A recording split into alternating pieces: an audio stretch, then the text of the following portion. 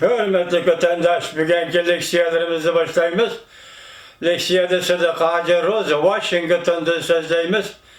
Bugün, 2000 bugün, 2019 yıl 11. ayının 18. günü.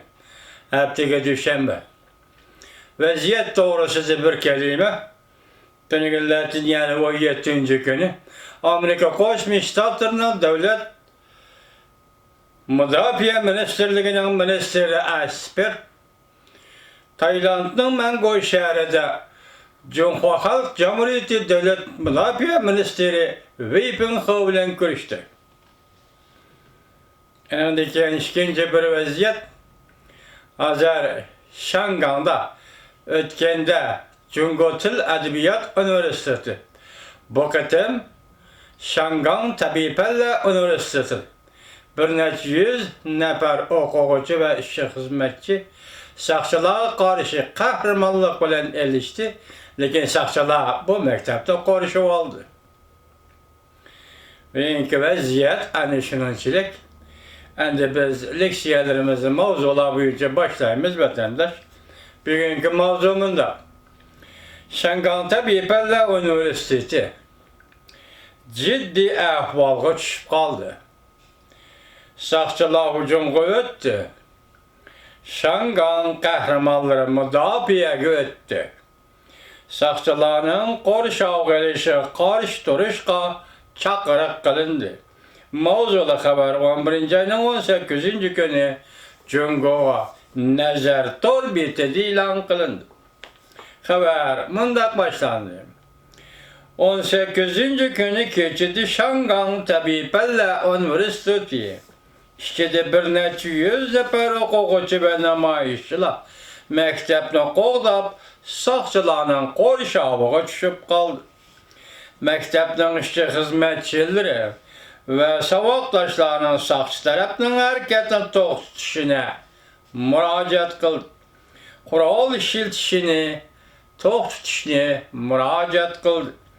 Fıravi muhbirlər bütkül Şangang xalqı müraciət qılıb, qorşavğa qarşı duruş bilən saqçılarını qorşavğa elib, bir neçə yüz oxucunu qutulduruşunu tələb qıldı.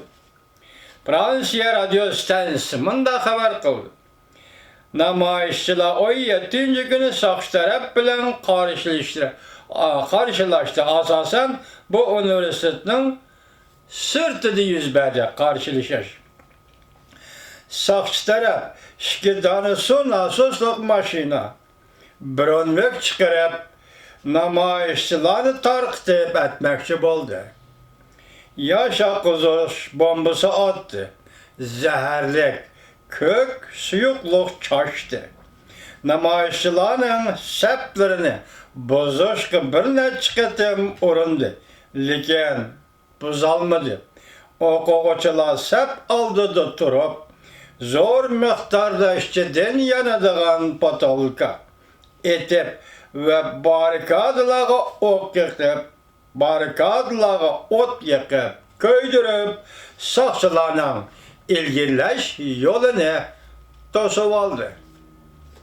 İlk 2. Dünya Vuruşu'da Sovet armiyası işletken SS botolkası işledi, yanadığan botolka. Şu botolka mı bu emas bilgili bulmaydı. Aşında botolkayla kurallanıp sep aldırıp durup aldı oxucular. 17. günü keş taraf saat 6'da Şangang saqçı taraf ciddi agahlandırış çıkarıp mındaq gösterdi. Zoruvallağı yardım bergen her qandaq kişi zoruvallıq cinayeti ötközgen buludur. Saqçı tərəf kəz saat 9'larda Facebook'ta fikir kaldırıp mündaq dedi. Biz Tabipelle Üniversitesi'de bir qatar hərəkətlərini qanat yaydırımız. Məktəb işidəki barlıq kişilərinin şimal tərəfdəki Liaoji binasının çıxış eğizi bilən məktəbdən ayrılışını tələb qılımız. Lakin uzun ötmey bir xəbər tarqaldı. Bəzi namayişçilər çıxış eğizidən çıxıb gəlgəndə Saqçılar uları to'sib bilib, yenini aqtirdi. Mustaqil matbuot hurmatlarida ularning qo'lini ko'tarishga va tekshirishga majburlanganligini, jiddiy qutqazg'uchi xodimlarni ham chetiq bilan chetib qo'lga olganligini xabar qilishdi. Qaştep yo'lni echpadi, u yerdan chiqqan odamlarni qo'lga oldi.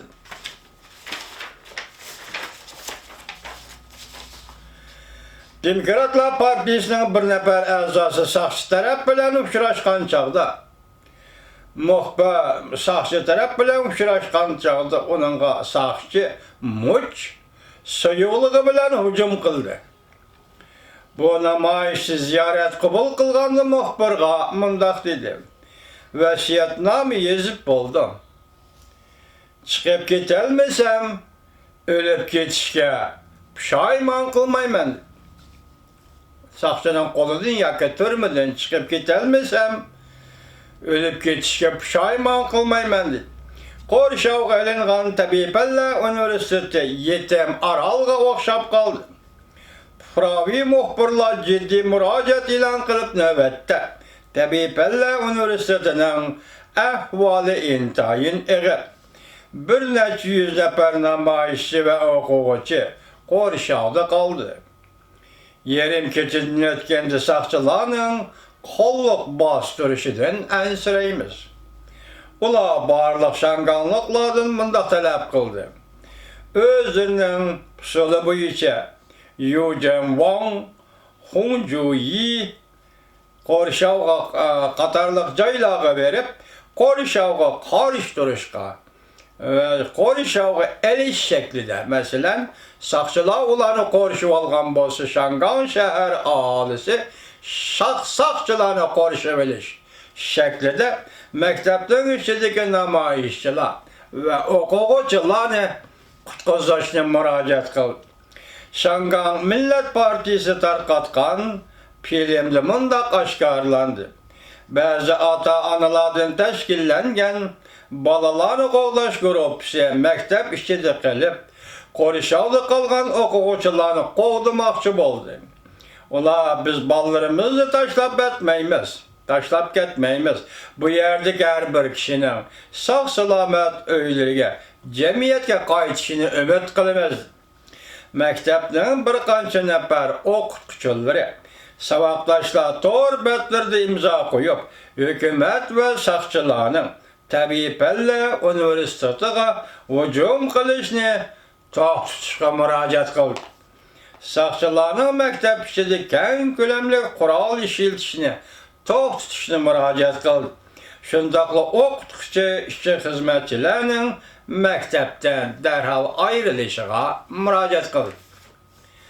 O'tganda dedik, o'tgan kishi Shangan Jungo Til Adabiyot universiteti hamda bu qatimqisi Shangan Tabiblar universitetida 101 voqea vatandosh.